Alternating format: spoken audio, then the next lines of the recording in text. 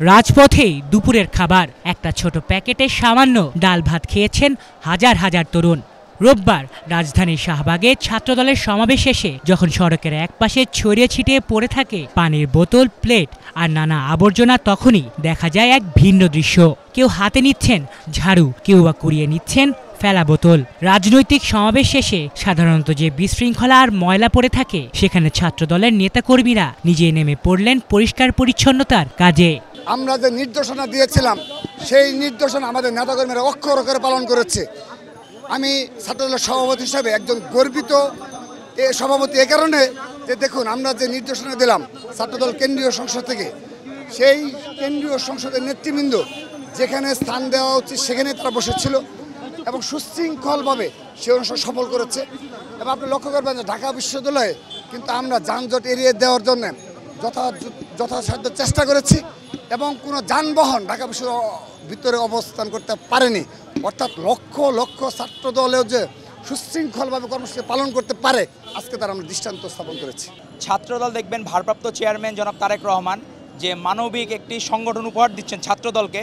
ছাত্রদল কিন্তু একটি উদার সংগঠন এবং মানবিক সংগঠন এবং জনগণের ভালোবাসার সংগঠন হয়ে যাচ্ছে। আপনি দেখেন যে আমাদের কিন্তু দিক নির্দেশনা দেওয়া হয়েছে প্রেস রিলিজ দিয়ে যে আমরা এই জায়গাগুলো পরিষ্কার করে যাব, কারণ এই জায়গা কিন্তু সাধারণ নাগরিকরা ইউজ করবে। সাধারণ নাগরিক, একজন নাগরিকের কষ্ট হবে, এটা কোনোভাবে আমাদের নেতা তারেক রহমান টলারেট করবেন না। তো ছাত্রদল সবসময় জনগণের ভালোবাসা কীভাবে আদায় করবে তার জন্য আছে।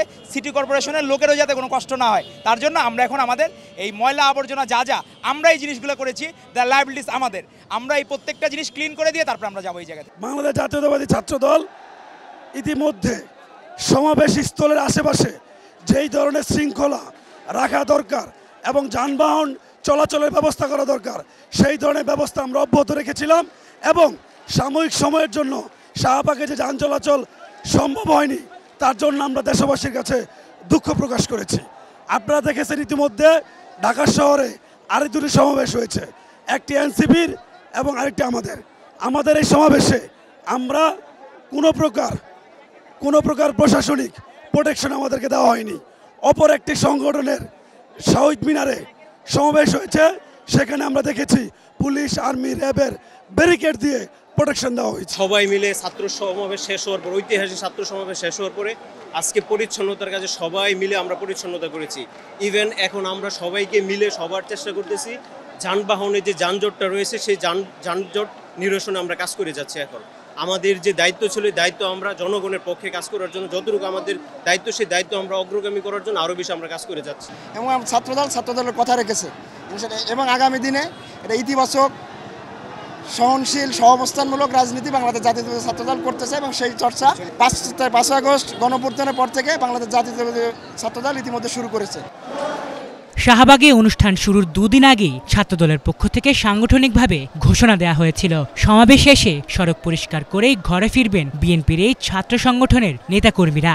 হয়েছেও তাই।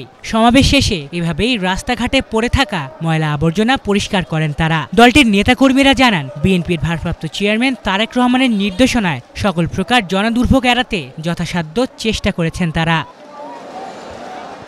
আলিফ চৌধুরী, বাংলা ভিশন, ঢাকা।